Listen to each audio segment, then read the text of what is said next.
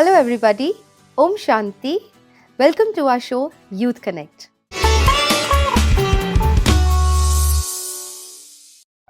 पिछली एपिसोड में हम बात कर रहे थे इमोशनल इंटेलिजेंस पर और उस पर बात करने के लिए हमारे साथ थे पीके कमल भाई। तो आज भी हमारे साथ मौजूद हैं। Welcome. Thank you so much. ओम शांति। ओम शांति। कमल भाई, क्वेश्चन जो आज आया है, आपने लास्ट टाइम हमें बताया था कि मॉर्निंग रिचुअल्स, कि कैसे इमोशनली हम अपने आप को स्ट्रॉन्ग बना सकते हैं। तो बहुत सुंदर आपने सुबह का रिचुअल बताया था। एक था डाइट और दूसरा था एक्सरसाइज यानी कि एफर्मेशंस। तो अब ये तो हो गया सुबह की बात। तो मॉर्निंग में तो बड़ा अच्छा लगता है ये सब करके, थोड़ी देर रहता है 2-3 घंटे उसका असर भी कि चलो आज का दिन बहुत अच्छा जाएगा, बहुत अच्छा लग रहा है, बैटरी चार्ज्ड है। लेकिन फिर दिन में धीरे धीरे थोड़ी सी बहुत सारी चीज़ें होती रहती है, तो उसमें थोड़ा सा वापस से लो फील करते हैं। तो क्या दिन में भी कुछ करना चाहिए?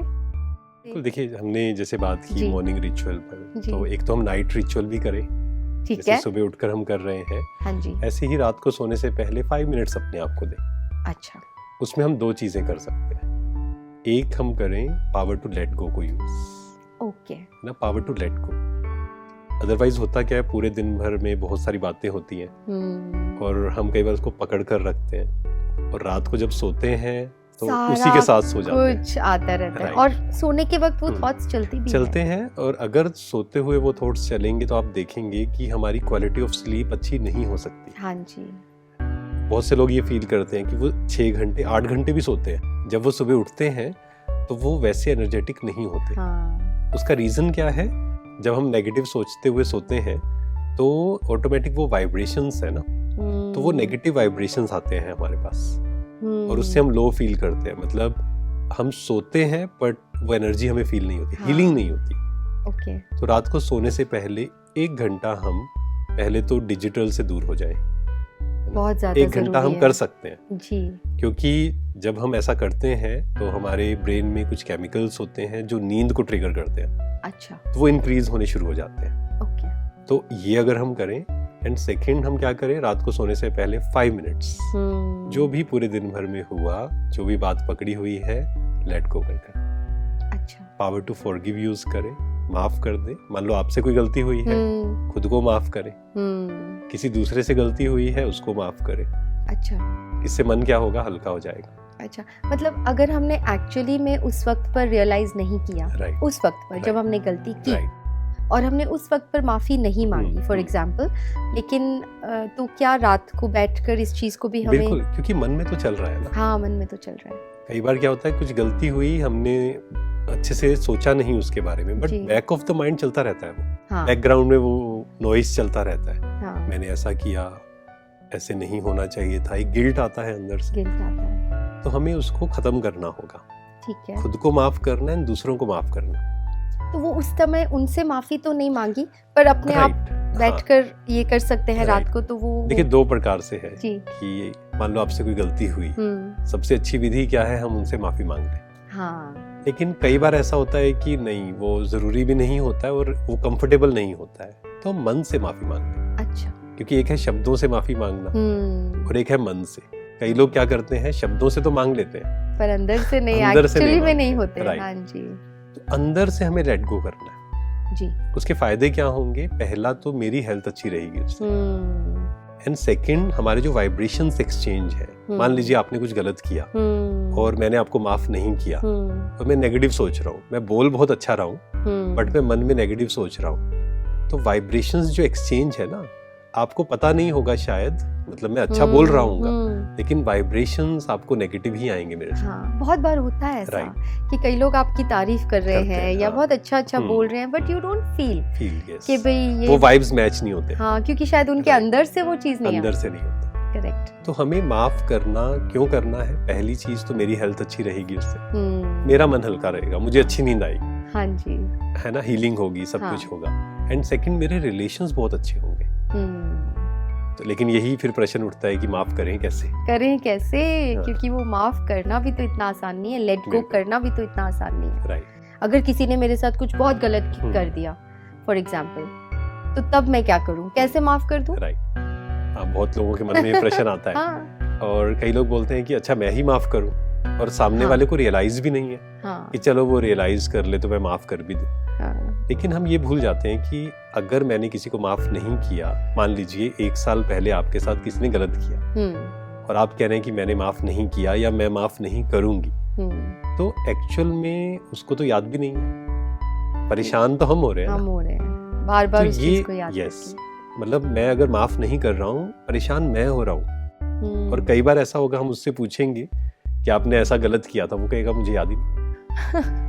तो जिसने गलत किया उसको तो कुछ फर्क ही नहीं पड़ रहा, कुछ भी फर्क नहीं पड़ रहा। तो हमें जब मैं हमेशा ये बात बोलता हूँ कि अगर आप दूसरे को माफ कर रहे हो, इन रियलिटी आप खुद को माफ कर रहे हो।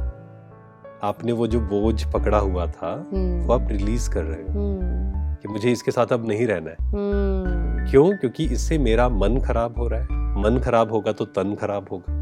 Mind and body both are connected. अगर वो भारीपन है, बोझ है, तो मुझे रात को नींद नहीं आएगी। रात को नींद नहीं आएगी तो सुबह हम एनर्जेटिक नहीं उठेंगे, फिर हम छोटी छोटी बातों से इरिटेट होंगे, रिलेशंस खराब होंगे, फिर सब कुछ कनेक्टेड है। और बहुत सी चीजें हम एक्सेप्ट कर सकते हैं जब हम खुश होते हैं। और जब हम एनर्जेटिक नहीं है, खुश नहीं है, तो क्या होगा, छोटी छोटी बातें हमें परेशान करेंगी, हम एक्सेप्ट नहीं कर पाएंगे। तो ये सब कनेक्टेड है। इसलिए रात को हम 5 मिनट दें अपने आप को और माफ करें। तो इसमें थोड़ा सा सेल्फिश होना भी ठीक है कि मुझे ये करना है फॉर माई सेल्फ, राइट, है ना। एक्चुअली सेल्फिश जो शब्द है ना, हिंदी में उसको बोलते हैं स्वार्थ। एक्चुअली स्वार्थ जो है नेगेटिव वर्ड नहीं है, हमने नेगेटिव बना दिया उसको, क्योंकि कहते हैं सेल्फिश होना तो अच्छी बात नहीं है। राइट। स्वार्थ अगर उसकी फुल फॉर्म हम देखें, स्व प्लस अर्थ, खुद के लिए। पहले अगर मैं अपने लिए काम नहीं कर रहा हूँ, मतलब मैं खुश नहीं हूँ, जैसे कई बार हम किसी से मिलते हैं तो मैं उनसे पूछता हूँ आप क्या चाहते हैं जीवन में, तो वो कहते हैं कि मैं चाहता हूँ मेरा परिवार खुश रहे। तो मैं उनसे एक प्रश्न पूछता हूँ आप खुश हैं? कहते नहीं, हम खुश नहीं हैं, हम बस परिवार खुश रहे। नहीं, इट इज इम्पॉसिबल। अगर आपका ध्यान खुद पर नहीं है, अगर आप खुश नहीं है, आप दूसरे को खुशी नहीं दे सकते। बिल्कुल सही। क्योंकि जो आपके पास है वही देंगे। तो स्वार्थ इज नॉट नेगेटिव। हाँ, लेकिन दोनों का बैलेंस, कि हम खुद के लिए भी समय निकालें एंड दूसरों की भी हेल्प करें जी। ऐसा नहीं कि नहीं मेरे पास तो समय नहीं है किसी के लिए। हाँ जी, तो ऐसा भी नहीं होना चाहिए। ठीक है, तो ये तो हो गई मॉर्निंग रिचुअल्स। दिन भर में भी थोड़ा ध्यान रहे कि ये मैंने सुबह थॉट्स लिखे थे। और फिर आपने कहा नाइट रिचुअल, 5 मिनट सोने से पहले अपने आप को जरूर देना है। ठीक है भाई जी, जो आज हमें प्रश्न आया था, क्योंकि आपने लास्ट टाइम बात की थी कि जो ओवरऑल हेल्थ है उसमें 6 प्रकार की हेल्थ आपने बताया, तो 3 की तो हमने बात कर ली, बाकी की 3 कौन सी हैं? बिल्कुल, अभी तक हमने जो physical health, mental health, emotional health पे बात की। हाँ जी। उसके बाद आता है फाइनेंशियल हेल्थ। हाँ, what is this financial health? देखिए, जब भी स्पिरिचुअलिटी की बात आती है तो कई लोग क्या सोचते हैं कि पैसा गलत चीज है, जैसे पैसे को माया शब्द भी यूज कर देते हैं। हाँ जी। एक जगह हम प्रोग्राम में थे तो मैंने पूछा कि खुशी गायब कब होती है, मतलब कारण क्या है, तो किसी ने उठकर कहा पैसा। अच्छा। तो हमने उनको यही बोला कि पैसा गलत चीज नहीं है, पैसा इज नॉट माया।